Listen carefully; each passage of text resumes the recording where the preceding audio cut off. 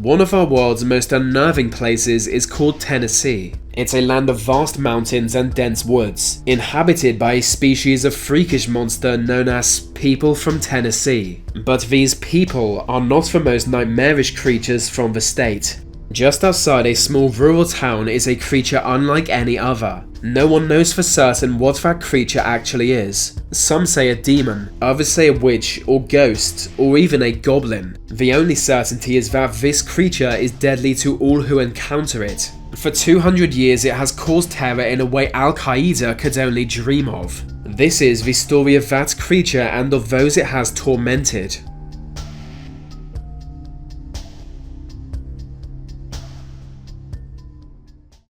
In the early 19th century, America was expanding west. With massive new territory that needed to be settled, the government was encouraging people from the East Coast to move. Land was cheap, and many Americans headed west to take advantage of this. Among them was John Bell. Bell was a successful farmer from North Carolina with a keen sense for business. In 1804, he moved his family to an area of Tennessee known as the Barren Plains. The journey alone was brutal, taking them through snow-covered mountains during the winter, but on arriving they didn't regret coming. Before long, the Bell family gained a reputation as some of the community's most successful farmers. By 1817, they owned a large house and huge amounts of farmland surrounding it. All seemed well, but it was this year everything would change. One night, John Bell was out inspecting his land when he noticed a strange creature prowling his fields. Assuming it was a wolf, he approached with a rifle, but on getting a clear view he realized it was no wolf. The creature had the body of a large dark hound, but the head of a rabbit. Driven purely by instinct, he shot at the beast, but missed and it disappeared into the night.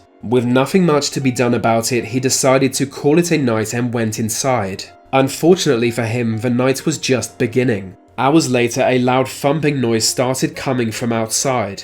It sounded as if someone outside was hitting the wall of their house with a stick. They looked outside but saw no one. Almost immediately, the noise started again when they went back inside. The next night, the thumping was heard again, and again no cause was found. It would be heard on different walls as if someone outside was trying to scare them. As the days went by, those noises increased in volume and intensity. Over time, it started to sound as if it was coming from inside the house. At this point, it was not just thumping, but also strange scratching. The children complained about hearing the scratching below their beds as they lay awake at night. After weeks of torment, they began to hear a voice at night. At first it was too quiet to understand, like someone mumbling in the distance, but over time it became more clear. Resembling an elderly woman, they would hear it sing hymns, recite Bible passages, and after a long while hold conversations. It told them it was the voice of Kate Batts, an old neighbor of the Bells who died mysteriously. They didn't know what to do. Their home appeared to be haunted by a ghost, one whose presence was only becoming more vivid.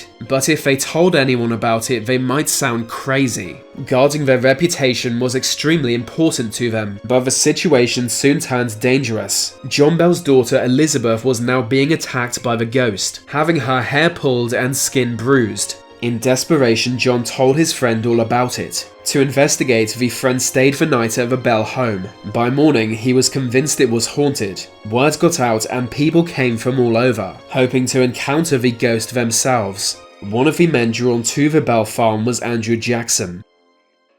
At the time, he was a military leader and acquaintance of John Bell, whose sons had previously served in Jackson's army. On arriving at the farm, the wheels of his wagon suddenly locked, unable to move. Jackson and his men couldn't move the wagon no matter how hard they tried. Jokingly, Jackson said, "By the Eternal, boys, it must be the ghost." Suddenly, they heard a loud laugh and a mysterious voice encouraging them to carry on their journey. The wagon now moved, and it wasn't long before they arrived at the Bell home. Inside, Jackson and his men drank and spoke with John Bell for hours. One of them joked that he was a ghost hunter who would drive any spirits away from the home. The others thought this was funny, but it didn't go down well with the ghost itself. Suddenly it appeared and struck the Joker in the face before disappearing. Andrew Jackson was an almost fearless man and went on to become one of America's toughest presidents. But it said this night even he grew scared of the Bell House ghost. As rumors spread, she came to be known as the Bell Witch.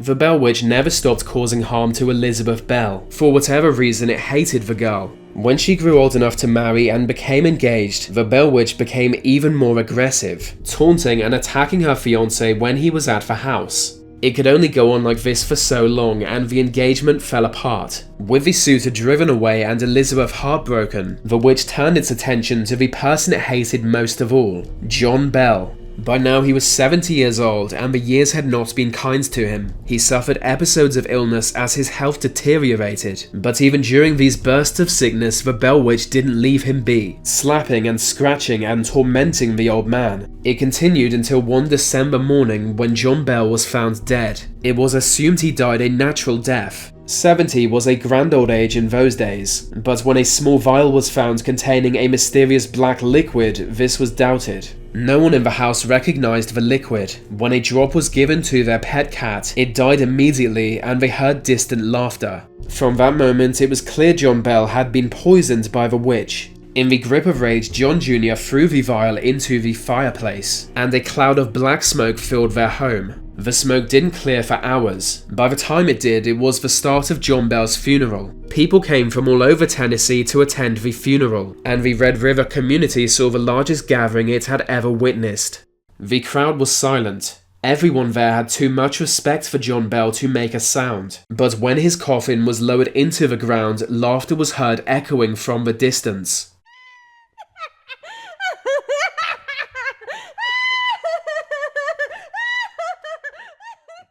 For surviving Bell family members, it was an unmistakable sign of the witch. In coming weeks, encounters with the Bell Witch gradually decreased until she disappeared, but not before warning that she would one day return. 7 years later, it kept this promise, appearing before John Bell Jr. She mocked and taunted him over the death of his father for 2 long weeks. Only after that period did the witch disappear again. And again she gave a prediction. This time she told of a great war that would divide America. A war that would cause unseen destruction and risk tearing the Union apart. He didn't know whether to believe this claim until the outbreak of the Civil War 33 years later. Neither he nor his children would ever see the Bell Witch again, and the story was forgotten by most. In 1880, a newspaper article was published on alleged hauntings. It told of a house somewhere in Tennessee where strange knocking sounds would usher in the appearance of a terrible ghost. A house that people came from all across North America to investigate. Its publication caused a sort of Bell Witch renaissance, and ever since the legend has been told over campfires in the state. Generations of folklorists have debated the exact nature and origin of the Bell Witch, but little agreement has been reached. Some believe it is a protective spirit, summoned long ago to guard a native burial ground somewhere on the Bell farm. A more widely believed version describes the Bell Witch as a powerful shapeshifter with almost limitless supernatural abilities. It lives in a small cave at the boundary of what was once the Bell farm.